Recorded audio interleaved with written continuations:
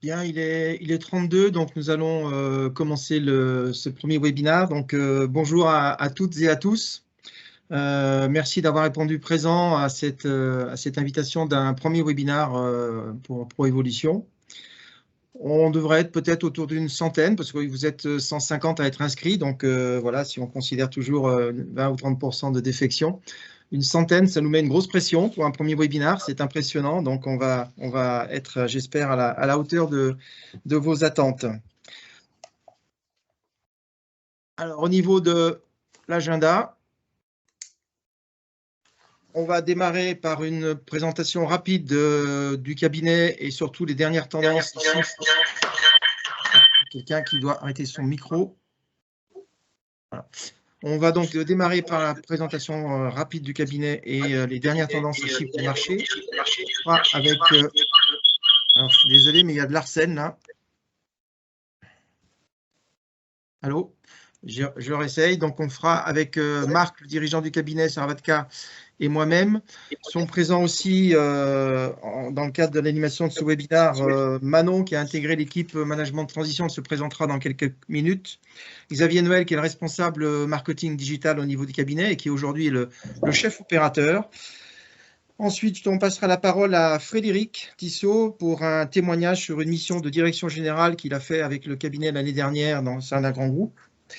Et enfin, on passera la parole à Pascal Gaden, excusez-moi, Pascal, qui est partenaire chez Almond et qui va nous sensibiliser sur le sujet de la cybersécurité et de ses enjeux et qui touche bien sûr les managements de transition dans le cadre de leur mission.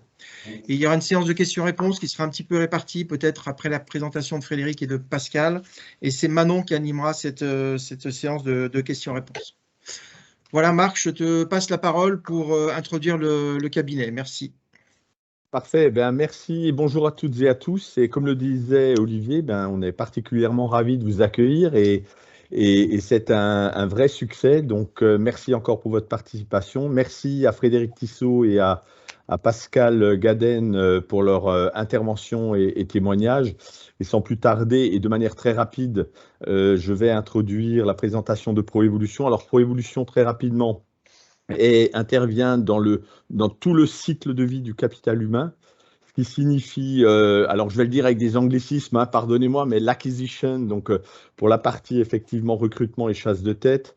À noter que nous avons été nommés parmi les 50 meilleurs cabinets de recrutement de France, et notamment dans l'executive search. Ensuite, dans ce qu'on appelle le retention, donc une fois qu'il faut chercher les talents, il faut les garder. Et là, nous avons un département de conseil en coaching individuel, coaching collectif, formation management et de transition de carrière, qu'elle soit d'ailleurs individuelle ou collective. Hein, ça s'appelle aussi autrement des PSE ou des ruptures conventionnelles collectives.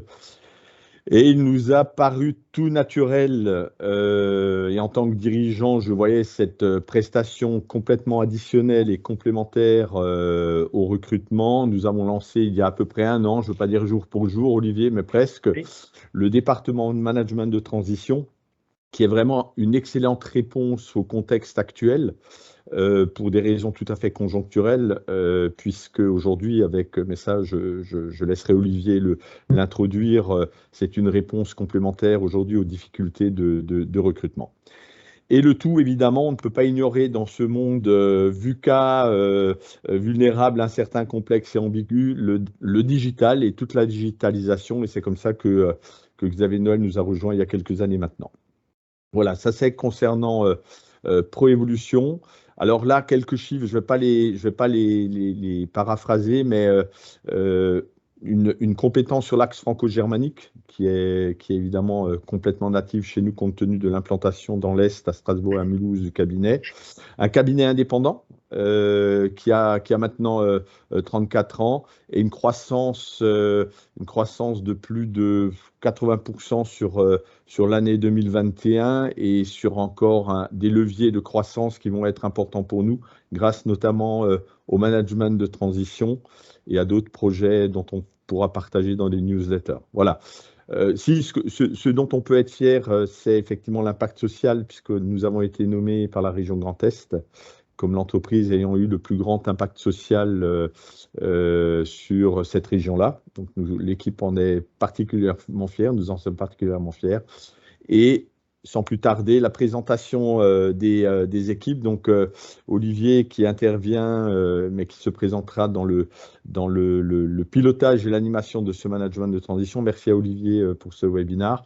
Xavier Noël, dont on vient de parler. Et évidemment, Wiebke Stelfeld, qui est notre consultante franco-germanique et internationale, qui étoffe l'équipe projet. Et je vais céder la parole à Manon qui va se présenter, qui nous a rejoint très récemment. Merci encore à toutes et à tous et bon webinaire. Merci Marc. Manon, on te laisse te présenter. Oui, alors bonjour à toutes et à tous. Donc je me présente, Manon Bader. J'ai débuté mon parcours par des études de droit avant de me réorienter vers les ressources humaines. Donc j'ai 4 ans d'expérience dans le recrutement, principalement dans le secteur IT. Donc la cybersécurité est une thématique qui me parle beaucoup. Donc aujourd'hui, en tant que chargée de recrutement, j'accompagne Olivier sur le développement du pôle management de transition. Donc mon quotidien est consacré principalement à la sélection de nouveaux talents par le sourcing, en concentrant d'abord sur notre plateforme de manager, puis sur les réseaux sociaux professionnels comme LinkedIn Recruiter par exemple. Ensuite, je vais réaliser une présélection de nouveaux profils et préqualifications. Et ces profils, donc, je vais les soumettre à Olivier. Mon objectif principal, ça va être d'étendre notre visibilité, d'animer notre réseau, mais surtout de le faire grandir. Voilà. Merci Manon. Et moi, je peux juste rajouter qu'après quelques mois de travail avec toi, je pense que tu as une maturité professionnelle bien au-delà des 4 ans d'expérience. Donc, merci pour la qualité du travail que tu fais depuis ces derniers mois avec nous et ton intégration au sein de l'équipe. Merci beaucoup, Olivier. Je vais reprendre la parole pour vous parler un petit peu des chiffres au niveau du cabinet et du marché.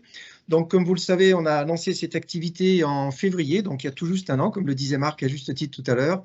On est pratiquement dans la date anniversaire, on a dépassé de quelques jours. On avait mis en place donc une plateforme pour accueillir notre communauté de managers de transition parce que c'est un outil qui est fondamental et qui nous permet aujourd'hui de communiquer aussi ensemble. Cette plateforme, quand on a fait le slide, on était à 650, on est déjà aujourd'hui à 675, je regardais ce matin, donc ça va vite, on commence à être bien connu sur le marché et là on a des moyens de répondre très rapidement sur les offres. On est content, on s'est comparé, Marc, à une start-up au niveau de ce pôle d'activité, au niveau du cabinet, parce qu'on a dépassé, c'est un chiffre symbolique, mais on a dépassé le 1 million d'euros de chiffre d'affaires cette année, donc on était très contents.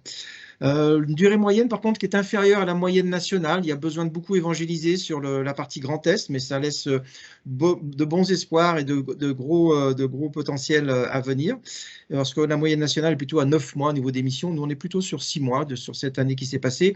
Vous voyez la répartition des missions sur le graphe de droite en termes de nombre de missions. On est un peu comme au niveau national, les RH et la finance ont été les 2 plus gros demandeurs. Mais ensuite, c'est les achats. Et c'est vrai que ces derniers mois, on a eu 3 missions d'achat qui sont enchaînées les unes après les autres. Et j'en ai encore une en négocier cette semaine. Donc, ça bouge beaucoup côté des achats. Voilà. Alors, on va, au niveau des départements, on va organiser 3 webinaires cette année, dont le premier est aujourd'hui. On en fera un autre au mois de juin et la date du 3e n'est pas encore fixée, mais elle sera après septembre. Un point très important, on sent que le marché, même s'il était un petit peu calme, commence à frémir à nouveau. On a plusieurs missions en cours de négociation là, en l'espace de quelques jours, alors que c'était un peu plus calme sur janvier-février, mais c'était comme ça au niveau national aussi. Il y a une forte activité au niveau du recrutement et Marc me disait que historiquement au niveau du cabinet, c'est la première année qu'il y a autant de missions pendant autant de mois d'affilée. En parallèle, il y a plus d'une trentaine de missions au niveau du cabinet qui tournent de recrutement. Comme vous l'a dit Marc, on est dans les 50 premiers en executive search, donc ça veut dire qu'on a beaucoup de recherches au niveau de cadres dirigeants, donc de membres du comité de direction et aussi du middle management bien sûr. Et donc vous savez qu'actuellement avec la tension du marché, il faut en gros 6 mois minimum pour retrouver un cadre dirigeant et le mettre en place en CDI. Et donc ça nous ouvre par synergie d'approche dans notre offre commerciale, ça nous ouvre des portes sur des missions de 3 à 6 mois pour mettre en place un cadre dirigeant à travers un manager de transition sous quelques jours pour attendre que les gens trouvent le bon CDI à mettre en place derrière. derrière. Donc, une forte croissance attendue cette année, de par le marché et de par le potentiel qui arrive aussi avec le cabinet. Alors, le marché en lui-même, je pense qu'un certain nombre d'entre vous ont déjà eu les chiffres. Il s'est établi à peu près à 450 millions d'euros sur 2021, avec une croissance de plus 8% par rapport à 2020, ce qui est bien parce que 2020 était en stable ou pas en très forte croissance par rapport à 2019. L'industrie reste le premier consommateur de missions de management de transition. Et c'est un point très intéressant pour nous parce que le secteur industrie, c'est 80% de l'activité du cabinet. Donc, on est bien en phase avec cette démarche. On l'a constaté aussi une forte hausse du management relais pour diverses raisons. Et en deuxième position maintenant, c'est vraiment la conduite de projet qui reste très très forte, 27%. On voit que les retournements, les gestions de crise, etc., qui étaient historiques quand le management de transition a émergé en Europe, c'est toujours des demandes, mais ce n'est pas du tout dans les premières demandes. Au niveau du marché, donc on a toujours le trio de tête finance, RH et industrie. Nous, on est finance, RH, industrie pas encore, mais on commence à bouger au niveau des postes direction industrielle, direction de site, direction de production. C'est des choses qui commencent à venir. Bon, c'est 75% des grands groupes et des ETI. On sait qu'en Alsace, on est bien fourni de ce côté-là et sur le Grand Est en général. Donc, c'est pour ça que ça se passe très bien aussi. Malheureusement, il y a toujours la moitié des missions en Île-de-France et le reste dans région. Donc, comme je vous le disais, il y a beaucoup d'évangélisation à faire pour faire passer le message. Et lorsque les gens comprennent ce qu'on peut faire avec le management de transition, ils sont très intéressés. Et puis, toutes les conséquences post-crise avec les incertitudes, savoir démarrer, savoir pas démarrer, le confinement, les masques et compagnie. Bon, il y a un nouveau paradigme, mais surtout beaucoup de projets de transition qui sont en train d'émerger. Donc voilà par rapport aux chiffres du marché et aux tendances. Je vais donc passer tout de suite la parole, parce qu'on a un timing qui est assez serré. Je vais tout de suite passer la parole à Frédéric Tissot, qui va nous faire donc un témoignage sur la mission qu'il a faite l'année dernière au sein d'un grand groupe. Frédéric, à toi la parole. Il faut remettre ton micro et ta caméra. Alors, bonjour à tous. Je ne sais pas si vous m'entendez. Oui, on t'entend là, c'est bon, mais on ne te voit pas encore. En revanche, je ne parviens pas à activer la caméra, ce qui n'est pas grave. Donc, okay. On verra dans un deuxième temps. Bien, bonjour à toutes et tous. Je suis manager de transition depuis 3 ans, après 20 ans passés dans le monde bancaire, en banque de réseau, et 10 ans dans le monde de l'assurance de personnes, de direction et direction générale. Pour ceux qui seraient un peu plus, qui souhaiteraient en savoir plus, bien évidemment, il y a mon profil LinkedIn. La mission que j'évoque aujourd'hui, c'est une mission de direction de transition d'un institut de prévoyance, donc activité de contrat collectif santé-prévoyance, qui réalise 300 millions de chiffre d'affaires, 140 salariés, et qui fait partie d'un groupe majeur de protection sociale, parce que le groupe lui-même fait 28 milliards de collectes et plus de 10 000 salariés. Et ma mission, elle s'inscrivait dans une situation particulière, c'est l'indisponibilité du dirigeant, indisponibilité soudaine et un grave problème de santé. Et c'était une mission de direction de l'Institut dans l'attente de la sélection et de la nomination d'un nouveau directeur général issu du groupe. Et comme le disait Olivier, il y a toujours un peu de temps nécessaire pour sélectionner le bon profil et l'installer dans ce type de poste. La contractualisation. Alors, pour cette mission, au-delà de la connaissance du secteur d'activité, il fallait un profil expérimenté qui soit disponible rapidement. Évidemment, c'est quasiment toujours le cas. Et la première remarque, sans réseau, c'est très difficile pour un cabinet pour trouver le candidat idoine pour ce type de client au vu de sa taille. Et puis, pour le manager de transition, c'est difficile d'intervenir sur ce type de mission sans avoir des contacts avec des intervenants majeurs du secteur. Bon, Proevolution, malgré sa jeunesse sur le secteur, a aujourd'hui pris sa place. Alors, l'urgence, la réactivité. Le besoin a été lié, donc, je vous l'ai dit, sur une particularité, et donc tout s'est déroulé très vite. Le timing est le suivant. Le 23 avril, je suis informé de l'existence de la mission.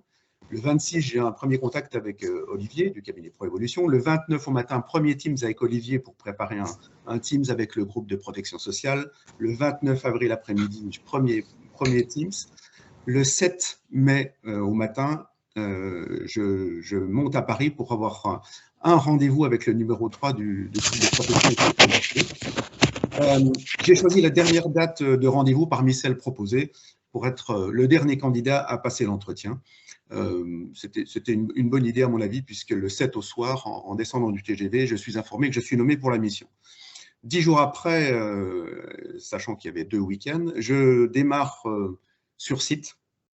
C'était une des conditions mises par notre client, par le donneur d'ordre. Aujourd'hui, ce que j'en retire comme expérience de ce démarrage de mission, ce qui a fait la différence, c'est la proximité entre le cabinet et le candidat, c'est-à-dire la confiance, l'intégrité et le professionnalisme dont on a fait preuve, Olivier et moi, face au donneur d'ordre. La disponibilité, alors elle est évidemment géographique, malgré un contexte de télétravail. Un des points importants était que je sois sur place. Il fallait que je sois physiquement présent pour rassurer et puis insuffler une dynamique après le traumatisme du problème de santé du dirigeant. Et puis, disponibilité intellectuelle, parce qu'à chaque mission, on découvre une entreprise nouvelle, une culture. Il faut être donc curieux. Slide suivant.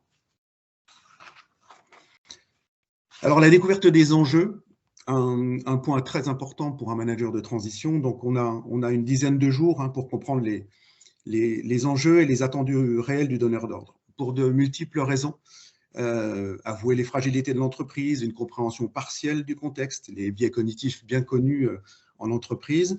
La mission telle qu'elle vous est présentée n'est pas tout à fait celle sur laquelle on vous attend. Donc, j'ai eu 10 jours pour comprendre les enjeux cachés. Et le 1er juin, je transmettais mon rapport d'étonnement au donneur d'ordre et nous l'évoquions pour évoquer la priorisation des sujets. Pour engager la transformation nécessaire, prendre les bonnes décisions, j'ai dû bien évidemment rapidement découvrir les interlocuteurs clés, les détenteurs d'informations indispensables, les informations même parfois cachées, et ne pas me satisfaire du discours ambiant. Le discours ambiant, c'était un peu « tout va bien ». Et donc, au bout de 10 jours, j'ai pu récolter les éléments factuels indispensables qui ont permis de rédiger ce rapport d'étonnement partagé avec le donneur d'ordre et établir mon diagnostic, concevoir un plan d'action et proposer, prioriser en partageant avec le donneur d'ordre. Alors, naturellement, ce plan d'action, il était… non, pas tout de suite, s'il vous plaît. L'échange a été très important et avec le donneur d'ordre et avec le cabinet Proévolution, puisque quand vous êtes manager de transition, bien évidemment, vous êtes observé à la loupe et vous êtes un peu seul dans l'entreprise qui vous accueille. Et donc, il est important d'avoir un directeur de mission, en l'occurrence Olivier, pour échanger, partager les ressentis et tester les idées et tester le plan d'action que l'on a en tête. Voilà, donc c'était important d'avoir cette qualité d'interlocution avec le donneur d'ordre, mais aussi avec le directeur de mission, avec le cabinet Proévolution.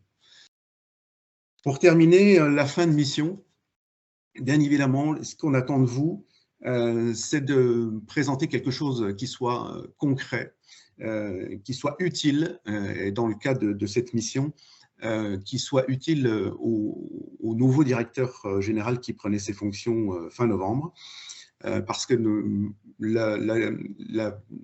l'identité de l'heureux élu a été annoncée par le directeur général du groupe mi-septembre, et donc le temps de se caler, de caler la prise de poste, j'ai dû, au-delà du rapport de mission, préparer son intégration, préparer les réunions avec les salariés sur les 2 sites, ce qui n'était pas évident en période Covid, et lui transmettre ma compréhension des enjeux et de ce qui avait été fait pendant les 6 mois de cette mission, puisque la mission a commencé en mai pour se terminer fin novembre.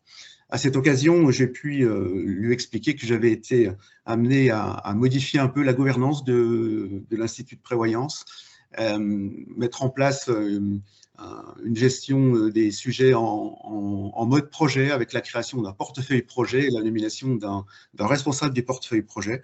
L'avantage pour lui, c'est qu'il avait toutes les problématiques résumées dans ce portefeuille projet.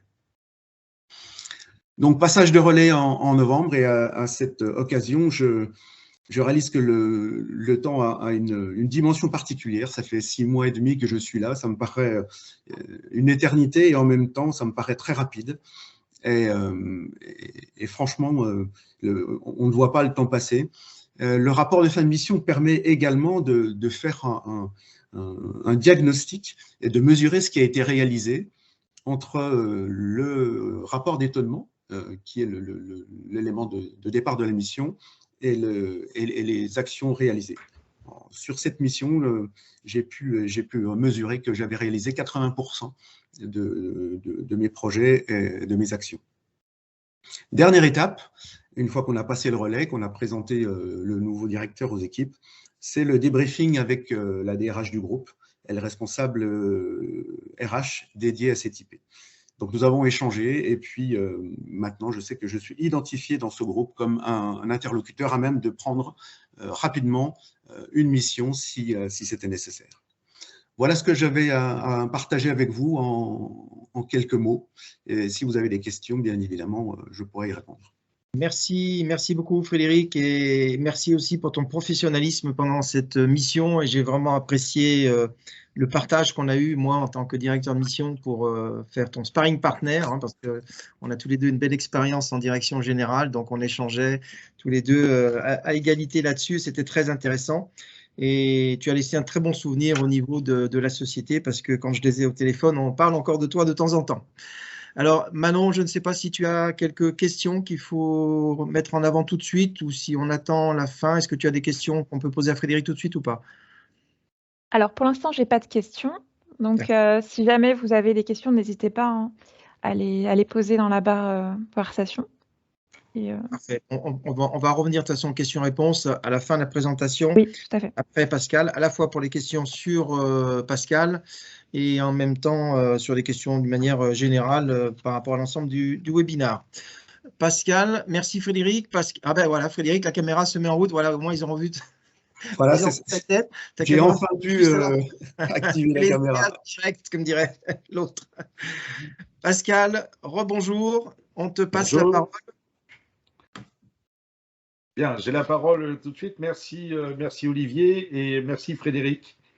Je dois dire qu'on fête un anniversaire quasiment ensemble puisque mon arrivée chez Allemande date de février 2021.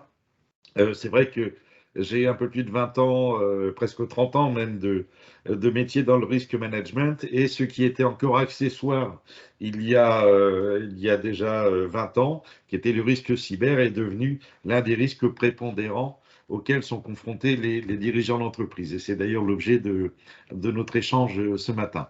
Voilà, juste pour présenter très brièvement, il ne s'agit pas d'en faire une publicité éhontée. Allemande est un des tout premiers acteurs français en matière de cybersécurité. C'est une entreprise qui a un peu plus de 20 ans d'existence, qui évolue aujourd'hui sur 3 domaines d'expertise qui sont la transformation digitale, la cybersécurité et également l'institut de formation, puisque il est clair que les spécialistes en cybersécurité ne se trouvent pas facilement sur le marché du travail. Dès lors qu'ils existent, évidemment, tout le monde se les arrache. Et donc, ce que nous avons intégré en interne chez nous, c'est la possibilité de former des gens qui ont des têtes bien faites aux aspects de la cybersécurité. Et donc, cet institut de formation est aussi bien important en interne pour former nos compétences que pour proposer ces formations à nos clients. Voilà, plusieurs métiers qui tournent autour de l'expertise, donc cybersécurité. Aujourd'hui, à Allemande, c'est un peu plus de 200 collaborateurs.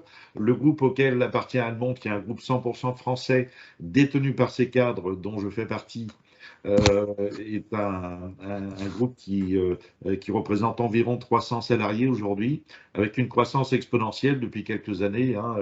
On est passé, l'année dernière, on a embauché un peu plus de 40 personnes, ça sera encore le cas cette année. Et le chiffre d'affaires entre 2020 et 2021 est passé de 33 millions à 42 millions d'euros de chiffre d'affaires. Nous avons 4 bureaux, 3 en France, 1 en Suisse. Et nos clients, c'est même un peu plus de 200, mais c'est même presque 300 aujourd'hui, sont représentés par environ 70% des entreprises du CAC 40. qui réalise 50% de notre chiffre, mais l'autre moitié du chiffre d'affaires, elle, est réalisée en région avec essentiellement des ETI et des entreprises qu'on appelle des PME de croissance et celles pour lesquelles le digital est quelque chose de stratégique. Voilà, on aura l'occasion de l'échanger. J'ajoute que Allemande est membre du club des ETI, aussi bien du METI au niveau national que du club des ETI Grand Est, puisque je représente Allemande au sein du club et je m'investis dans les travaux. Alors la cybersécurité, tout le monde en entend parler, hein, on le voit à la télévision, ça représente parfois quelques anecdotes un peu croustillantes. D'ailleurs, j'en partagerai quelques-unes avec vous si vous le voulez bien.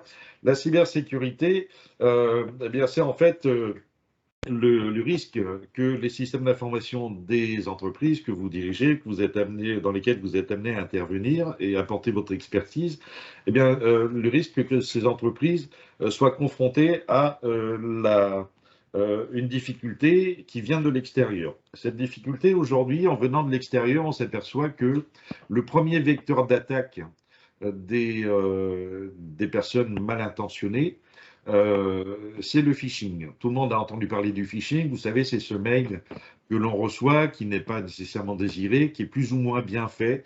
Il y a encore quelques années, les fautes d'orthographe et de grammaire pouvaient laisser penser qu'on pouvait se méfier raisonnablement et puis écarter ces mails.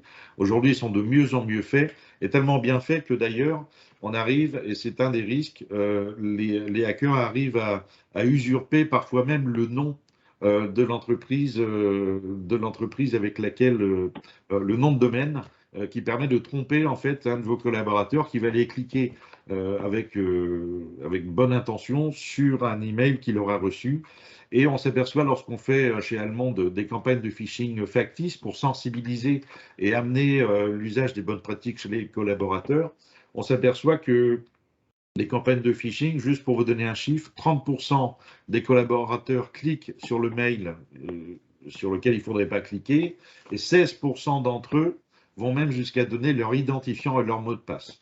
Je dois dire qu'il ne s'agit que d'un seul identifiant et mot de passe pour une personne malveillante pour pouvoir s'introduire dans le système d'information et se servir. Donc la question n'est pas tellement en France de savoir quand on va être attaqué, enfin en tout cas si on va être attaqué, mais elle est plutôt de savoir quand, sachant que 57% des entreprises françaises font chaque année l'objet de minimum une attaque. Alors, qu'est-ce qui motive les hackers aujourd'hui? Ce n'est pas le fait de venir chercher de l'information. On le verra, ça peut être une des informations, mais pas la principale. C'est avant tout l'appât du gain. Clairement, aujourd'hui, il y a des réseaux mafieux qui ont fait de la cybercriminalité une industrie. Et cette industrie rapporte énormément d'argent.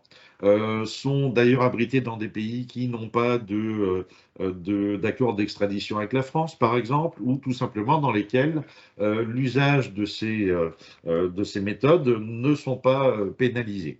Alors ces pays sont parfaitement bien connus, ils sont d'ailleurs pour la plupart non signataires de la Convention de Budapest qui a été signée en 2001 et qui permet une coopération internationale sous l'égide du Conseil de l'Europe aux pays qui souhaitent lutter contre la cybercriminalité. Donc on sait parfaitement identifier les pays d'origine des attaques et qui plus est, on peut, lorsqu'on fait une enquête judiciaire, puisqu'il s'agit d'alimenter l'enquête judiciaire suite à une attaque, lorsqu'une entreprise a été victime, eh bien on s'aperçoit que le mode opératoire des attaquants laisse à peu près autant de traces qui permettent de les identifier que des traces ADN sur une scène de crime. On est à peu près dans le même prisme. Voilà, juste une information, et c'est important, c'est pour une PME, la moyenne en 2009 du coût d'une attaque était de 9 000 €. Elle est passée en 2021 à un peu plus de 35 000 €. Et pour une ETI, je vous le disais, c'est l'essentiel de nos clients, on constate que la moyenne, ce sont les chiffres du CESA, hein. Le CESA étant le cercle des experts de la cybersécurité en France, qui publie un tableau de bord chaque année. Eh bien, la moyenne pour une ETI est de 458 000 €. y compris les pertes d'exploitation, les pertes financières. Donc on a vu le premier vecteur d'attaque, c'est le phishing. Ça va être l'exploitation d'une faille sur le système d'information. Et puis c'est le très connu désormais, ce qu'on appelle le FOVI, le faux ordre de virement international, dont le mode opératoire est l'arnaque au président. Quelqu'un qui va se faire passer pour vous-même ou l'un de vos collaborateurs et aller, souvent une veille de week-end ou de jour férié, au moment de fragilité de l'entreprise, aller mettre la pression sur la personne qu'ils auront identifiée dans l'organigramme, sur Facebook, sur LinkedIn, peut-être même sur votre site internet où l'organigramme est publié, vont aller identifier et prendre toutes ces informations pour pouvoir monter un scénario qui va permettre de mettre la pression à une personne qui a été identifiée comme ayant le pouvoir de faire un virement. Il y a encore 10 ans, les virements, les faux virements, hein, ce qu'on appelle les faux vies ou les arnaques au président, représentaient 10-15 millions d'euros par faux virement.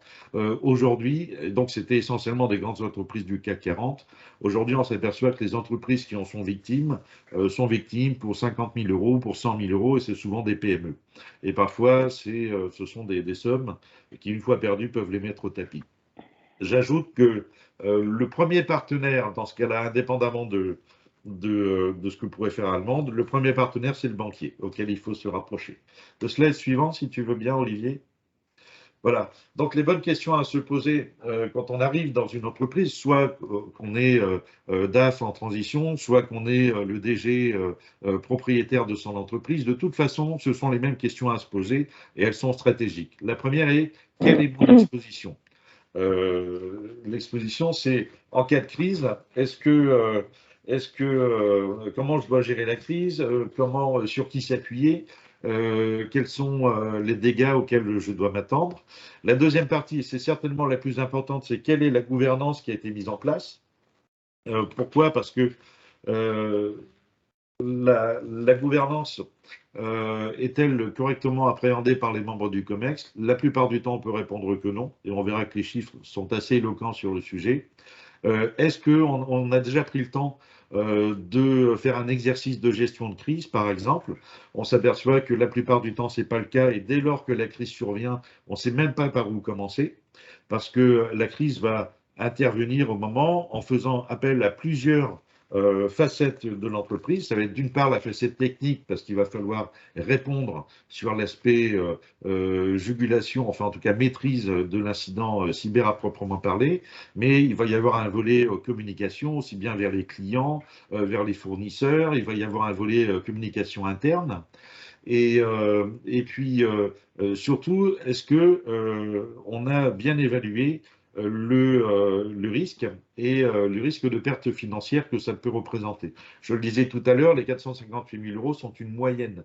On a vu des entreprises qui ont perdu plusieurs dizaines de millions d'euros. Je prends l'exemple de Garmin, vous connaissez tous les montres connectées, les GPS, etc. Garmin a été attaqué il y a un peu plus d'1 an et demi. Alors, ce n'est pas une information, puisque c'est quelque chose dont on a entendu parler, mais dont on n'a pas vérifié le montant. Mais il semblerait que la rançon à laquelle a été contraint de se soumettre Garmin est supérieure à 50 millions d'euros. Alors, autant vous dire que dans ces cas-là, si vous avez un assureur, il est clair qu'il ne vous suit pas. Il y a une seule société d'assurance qui s'est aventurée à garantir le paiement des rançons. Elle s'est pris les pieds dans le tapis. Pour vous donner un exemple, elle a arrêté de le faire, hein, mais l'année où elle l'a fait, elle avait encaissé pour 20 millions d'euros de primes d'assurance et elle a reversé pour plus de 100 millions d'euros d'indemnités. Donc évidemment, c'est une très mauvaise affaire. Une règle de 3 suffit pour s'en convaincre. Alors l'état du marché aujourd'hui, c'est l'assurance. J'allais dire, c'est quasiment le juge de paix. Je vérifie mon chronomètre. Hein. L'assurance, c'est le juge de paix. Pourquoi? Parce que en tant que dirigeant d'entreprise, si vous allez voir un assureur et qu'il accepte de vous assurer, c'est qu'en gros, le risque a déjà été envisagé. S'il n'accepte pas de vous assurer, c'est inquiétant, parce que ça veut dire que non seulement vous allez être attaqué, parce que les assureurs disposent d'outils aujourd'hui qui leur permettent de connaître quel est le risque auquel vous êtes confronté, notamment par la présence de l'entreprise que vous dirigez sur Internet. Cette présence, elle laisse souvent quelques traces et qui sont autant d'informations données aux personnes malveillantes pour pouvoir s'introduire dans le système d'information. On peut passer à la slide suivante, peut-être, Olivier? Merci. Voilà. Je voulais insister sur une chose, c'est qu'aujourd'hui, donc, on l'a vu, le risque cyber, on pourra en parler pendant des heures, hein, mais le risque cyber, en gros, c'est aujourd'hui quasiment le seul risque qui, en moins de 2 heures, peut mettre l'entreprise que vous dirigez au tapis. Je prends un exemple, une société comme Amazon, mais il y en a d'autres, hein. D'ailleurs, Frédéric, un petit clin d'œil, il me semble, en t'ayant écouté tout à l'heure, que j'ai reconnu l'entreprise dans laquelle tu es intervenu. Il se trouve qu'elle est cliente chez nous. Entreprise importante, évidemment. Mais clairement, le sujet de l'entreprise qui est confrontée à une crise cyber, on prend l'exemple de venteprivée.com, par exemple. On sait que 100% de son chiffre d'affaires est réalisé sur Internet. Si demain, son site n'est plus accessible, c'est 0 chiffre d'affaires du jour au lendemain.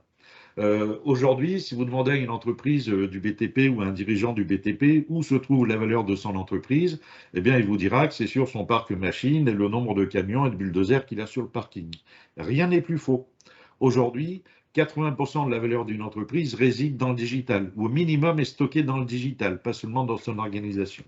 Donc, la prise en considération du risque cyber, aujourd'hui, est un passage obligé pour les dirigeants. Et on s'aperçoit qu'il y a encore 2 ans, eh bien, 57% des dirigeants considéraient que le cyber était un centre de coût ou une direction technique. Aujourd'hui, et c'est la projection qui est faite dans les 2 ans à venir, ça n'est plus que 22%. Donc c'est une chance. Mais ça veut dire aujourd'hui que les états-majors doivent prendre à bras-le-corps le sujet de la cybersécurité comme étant un élément de protection de ce qui fait la valorisation de l'entreprise et donc sa pérennité. Pourquoi? C'est parce que le dirigeant général, dès lors qu'il est en charge et qu'il a pris conscience de ce risque et de ce qu'il faut pour pouvoir y remédier, eh bien, doit pouvoir avoir la main sur la nomination des responsables. C'est lui qui le fait.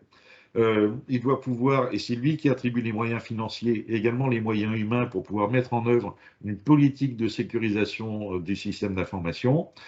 C'est lui également qui va initier, lui ou elle, hein, évidemment, hein, pardonnez-moi mesdames, mais ça n'est qu'un abus de langage, c'est lui également qui va initier l'élan nécessaire à l'adhésion de tous, et clairement, en montrant l'exemple, il va être suivi.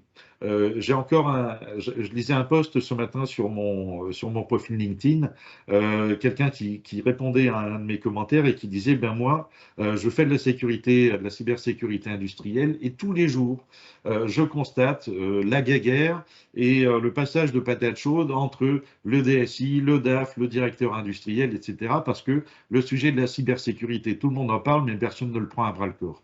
Donc c'est vraiment l'affaire de la direction générale aujourd'hui qui doit s'accaparer le sujet, le redistribuer et veiller à ce qu'il soit suivi. Et notamment veiller dans son application en faisant appel, voilà, en faisant appel à des entreprises comme Allemande, par exemple. Je reste à votre disposition. J'en ai fini dans les temps. Merci beaucoup Pascal, tu es parfait dans les temps parce que je sais que tu es un grand bavard, tu es passionné par ton métier. Et donc, ça parler des heures, oui. C'était passionnant. Ça montre à tous les managers de transition qu'il faut être conscient, qu'il faut être sensibilisé à ce sujet, qu'il ne faut pas hésiter à en parler au cours d'une mission si les gens sont complètement à côté de la plaque là-dessus, et aussi peut-être faire appel à des sociétés comme Allemande pour des conseils et des approches sur cet aspect-là. Et pas seulement quand on est DSI, mais on a bien compris quand on fait partie de la gouvernance top niveau de la société. Merci Pascal. Manon, je crois que j'ai vu passer quelques questions. Je ne sais pas si tu peux nous... on va commencer peut-être par les questions qui concernent Frédéric, comme il a intervenu en premier. Oui, alors, il y a une première question pour Frédéric Tissot. Délina Miclo, donc comment gérer l'onboarding sur une période aussi courte? Et n'y a-t-il pas des résistances au niveau des collaborateurs? Bonne question. Merci. Oui, très bonne question. C'est vraiment un défi pour un manager de transition de réussir les premiers jours et la découverte des enjeux de l'entreprise. On n'a pas 2 fois la chance de faire une bonne première impression.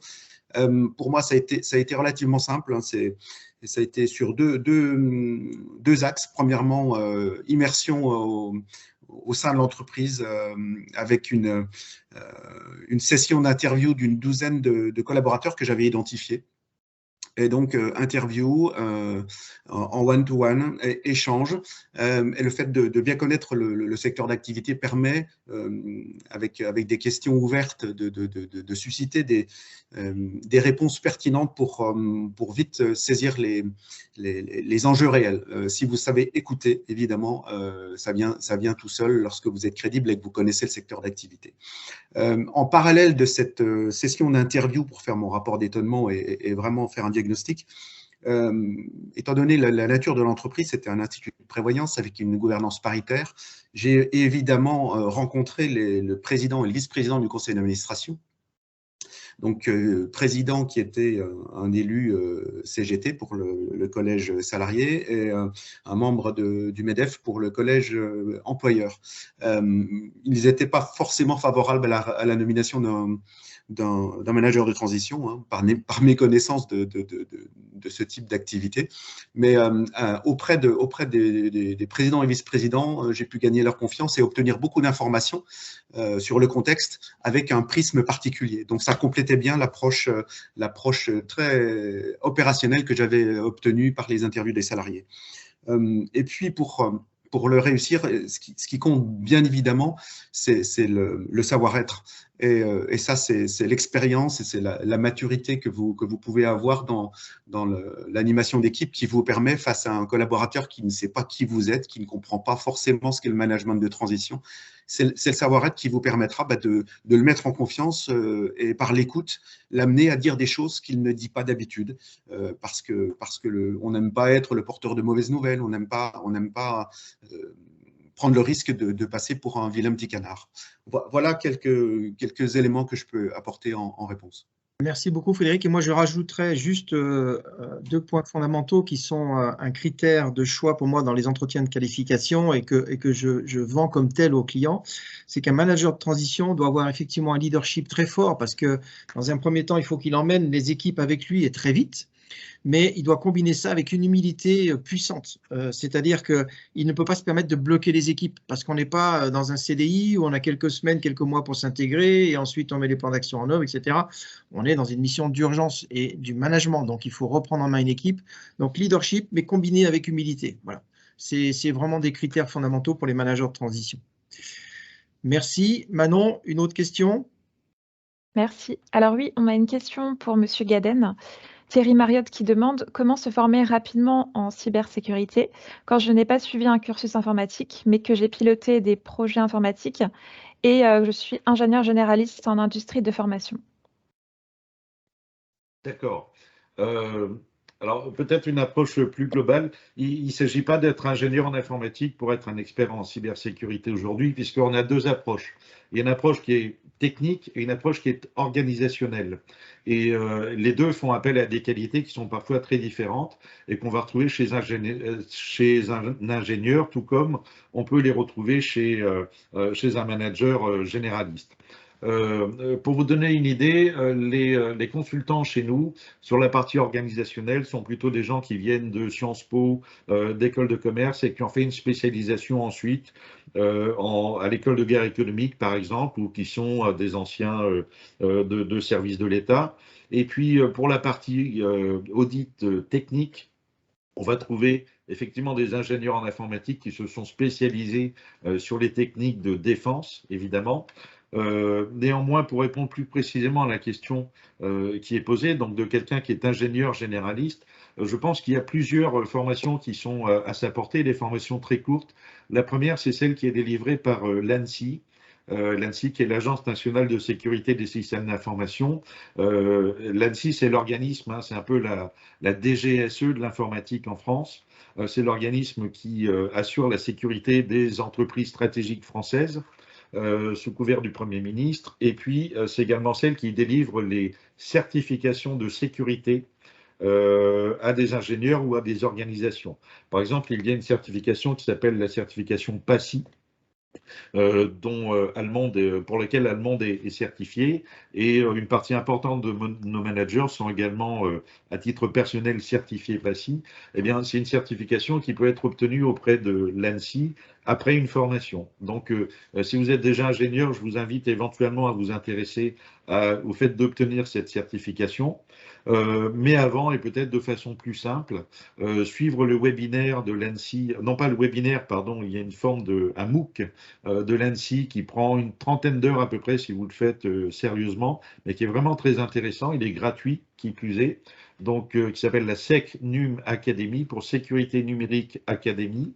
Et puis également, il y a un certain nombre de certifications que vous pouvez passer de façon indépendante, qui sont par exemple des certifications de type ISO.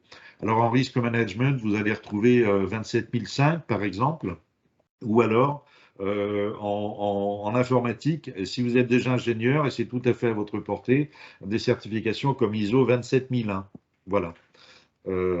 J'espère avoir répondu à votre question, sachant que sinon, pour les collaborateurs qui n'ont pas le niveau d'expertise qui est le vôtre en votre qualité d'ingénieur, il existe, et nous en avons chez Allemande, des plateformes de e-learning qui permettent de sensibiliser les gens et les collaborateurs sur l'usage des mots de passe, l'usage de l'Internet, etc., etc. Ok, merci. Merci Pascal pour cette réponse. Manon, une autre question? Alors, on a ensuite des questions un peu plus générales. Une question de Régis Lenoble sur les TJM. Donc, on entend parler de pression à la baisse sur les taux. Qu'en est-il? Alors, il n'y a pas de réponse globale sur ce sujet-là. Ça va dépendre des secteurs d'activité et surtout du type de poste. On voit effectivement que le management de transition, alors c'est essentiellement les postes autour du comité de direction, mais on a de plus en plus des postes sur le middle management, c'est-à-dire les N-1 du comité de direction. On essaie de ne pas descendre en dessous parce qu'après c'est très compliqué de trouver des gens. Sur le côté middle management, c'est des choses qui sont en train d'évoluer et il peut y avoir certaines tensions au niveau du TJM parce que les gens ne sont pas à même de mettre les mêmes montants que sur un poste du comité de direction. Mais globalement, non, il n'y a pas de ressenti particulier, en tout cas sur notre activité et par rapport au portefeuille de clients du cabinet. J'ai vu une autre question qui venait aussi dans le côté manager, qui était le manager de transition idéal. Alors, je ne sais pas ce qu'on peut dire à ce niveau-là, mais c'est quelqu'un qui doit avoir au moins une vingtaine d'années d'expérience, qui a fait du management, c'est important aussi parce qu'il y a souvent des équipes à manager, et qui a envie de transmettre une expérience, qui a envie d'accompagner des gens, d'améliorer des choses et de transmettre une expérience. Voilà, on ne fait pas du management de transition pour faire une carrière, on fait du management de transition pour aller résoudre un problème, traiter un plan d'action très particulier sur une mission courte, en général de quelques mois. Donc, c'est quelqu'un qui est ouvert, qui doit passer son expérience, accompagner des gens et traiter un problème rapidement. Donc, il faut effectivement au minimum 20 ans. L'âge moyen du manager de transition en France aujourd'hui est encore baissé d'1 an, comme chaque année depuis plusieurs années. Il est de 54 ans. Donc, ça donne aussi une idée de niveau d'expérience que l'on recherche. Olivier, si tu me permets juste, pardon, je voudrais juste compléter sur le TJM. Alors, pour répondre à cette question, en fait, ça dépend aussi du niveau de maturité des entreprises qui utilisent le management de transition, parce qu'elles ont parfois un comparatif qui est celle d'honoraires de recrutement. Donc, il peut y avoir des raccourcis qui se font. C'est vrai, et comme on le disait en préambule, le Grand Est est encore en train d'être évangélisé. Donc, il y a encore une maturité, une acculturation au management de transition à faire. Et comme je le disais aussi en introduction, je pense que, et heureusement d'ailleurs, les entreprises avec les difficultés de recrutement actuelles voient que les seniors sont un vivier qui peut vraiment apporter une forte valeur ajoutée. Et c'est là où le management de transition et l'expérience des seniors peut vraiment être une vraie réponse aux besoins actuels et aux difficultés de recrutement des entreprises. Ça évolue très vite de ce côté-là depuis quelques mois, oui, c'est vrai. Une autre question, Manon? Alors, il y a 2 autres questions. Donc, avez-vous des préférences en termes de société de portage salarial? Avez-vous des partenariats? Et comment validez-vous les missions de transition? Dans le sens, l'entreprise fait-elle bien la différence entre mission one-shot et transition? Mission one-shot et transition. La question n'est pas simple là. Alors, côté portage salarial, Oui et non. Non, on n'a pas d'a priori. On travaille avec toutes les sociétés de portage que les managers de transition veulent nous apporter parce qu'ils sont inscrits dans telle ou telle société de portage. Par contre, quand on a un nouvelle personne qui s'est retrouvée, par exemple, suite à une rupture conventionnelle et, sur le marché du travail et qui souhaite entrer dans le marché du management de transition parce que ça correspond bien à son expérience, à son âge, à sa volonté de gérer sa carrière différemment aujourd'hui, on a un partenariat effectivement avec cadre en mission, manager en mission, parce que ce sont des gens très sérieux, organisés. On a retrouvé une certaine, ça va les faire sourire s'ils sont présents là, je ne sais pas, mais une certaine rigueur et organisation alsacienne qu'on apprécie. Et donc, si le manager n'a pas de société de portage a priori, on l'oriente plutôt sur cadre en mission parce qu'on sait que c'est propre et bien organisé. Voilà, mais on est ouvert sur tout type de société. Après, je ne suis pas sûr d'avoir compris la question. Manon, c'était sur la mission et transition. Mais la mission, elle est faite pour résoudre un problème particulier dans un temps assez court, de quelques mois. On n'a pas quelques années devant nous. Et en même temps, elle est là aussi pour faire la transition avec le successeur qui va arriver sous la forme d'un CDI. Donc, il y a à la fois un genre d'audit, de compréhension très rapide de ce qui va se faire, mais pas comme un consultant, comme quelqu'un d'opérationnel et qui va sortir des plans d'action dont il va se mettre d'accord avec le N+1 de ce poste chez le client. Il va mettre en œuvre ces actions très rapidement. Donc là, c'est le côté mission. Et ensuite, il va faire la transition avec la personne, soit en interne, soit en externe, qui va prendre le poste pour lequel elle était là de manière temporaire. Voilà, j'espère avoir répondu à peu près à la question. Merci Olivier. Est-ce qu'il y a une dernière question peut-être, parce qu'on est déjà un petit peu hors timing, mais on peut prendre une dernière question. Alors oui, il y a pas mal de questions. Alors, une question pour Pascal Gaden. Y a-t-il des diagnostics de la maturité en cybersécurité qui permettraient à un manager de transition de relayer un risque cyber au démarrage de sa mission? Oui, alors merci pour la question et surtout pour l'usage du mot diagnostic qu'on aime beaucoup face au mot audit. Parce que l'audit est souvent quelque chose qui n'a pas de vocation opérationnelle. Là, dans le cadre du management de transition, comme le disait Olivier, le temps est compté et il faut rentrer immédiatement dans l'opérationnel. Et on préfère faire un diagnostic qui a deux approches, une approche organisationnelle et une approche technique, pour pouvoir donner les clés au manager de transition qui a besoin de cette information pour décider de ce qui va être mis en œuvre. Ce sont des audits qui prennent entre 7 et 10 jours à peu près, en tout cas de travail chez nous. Ça consomme également 3 à 4 jours dans les équipes de l'entreprise dans lesquelles on intervient, parce qu'on a besoin d'avoir des interlocuteurs. Et donc ça, c'est quelque chose qu'il faut appréhender. Et l'objectif est de délivrer non seulement une cartographie des risques qui soit très précise, en les ayant identifiés sur un plan technique et sur un plan organisationnel, mais également de délivrer une feuille de route qui va permettre, en fonction des budgets, de la vulnérabilité, de la possibilité de survenance de telle ou telle menace qui aura été identifiée, eh bien de définir une feuille de route et une priorisation des travaux qui vont être mis en œuvre avec le budget qui va en face. J'espère avoir répondu. Mais Merci. oui, ça existe et ce sont dans toutes les entreprises, pas seulement chez Allemande, mais chez tous les prestataires, ce sont des prestations sur étagère. Ok, peut-être maintenant aller une dernière question. Une dernière question, ok. Alors, Yvan Grégoire qui demande quel regard portez-vous sur le risque cyber dans les PME? J'ai l'impression qu'il est sous-conscientisé par rapport aux ETI. Alors, oui, et merci aussi pour cette question. Il est vrai qu'aujourd'hui, alors, plusieurs petites choses. D'abord, les compétences en matière cyber, elles ne se trouvent pas facilement. Donc, dès lors qu'on en dispose et qu'elles ont décidé de rejoindre nos équipes, eh bien, on va les concentrer sur les clients prépondérants avec lesquels on a historiquement l'habitude de travailler. Et comme je le disais tout à l'heure, c'est très souvent soit les entreprises du CAC 40, soit les ETI.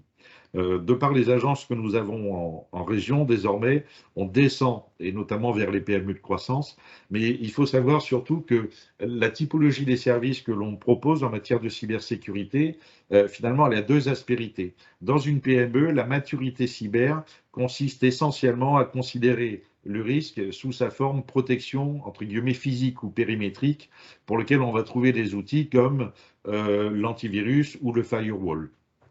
Ça, c'est vraiment une approche qui est très PME.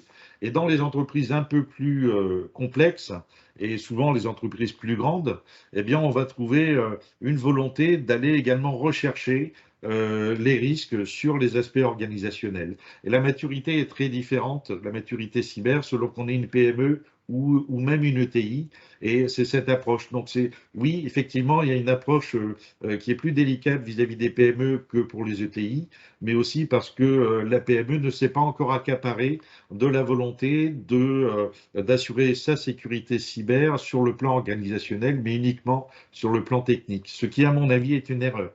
Mais voilà, mais ça c'est un débat, évidemment, on peut difficilement évangéliser vis-à-vis des dirigeants d'entreprise qui n'auraient pas déjà compris et intégré l'aspect organisationnel comme étant un élément stratégique de la valorisation de l'entreprise. Merci beaucoup Pascal, merci pour toutes ces questions et toutes ces réponses, Pascal et Frédéric. Ben, je pense qu'on va pouvoir clôturer ce premier webinaire. Merci à toutes et à tous pour votre participation. J'espère que le format vous a plu et on vous donne rendez-vous eh bien, au mois de juin pour un nouveau webinaire avec un nouveau thème qui sera abordé, qui j'espère vous intéressera tout autant que le thème abordé ce matin. Merci, bonne journée à tous. Merci à toutes et à tous. Merci Pascal, merci Frédéric, merci à toute l'équipe. À bientôt. À très Merci bientôt. à tous. Merci, à bientôt. Merci, Au revoir. au revoir.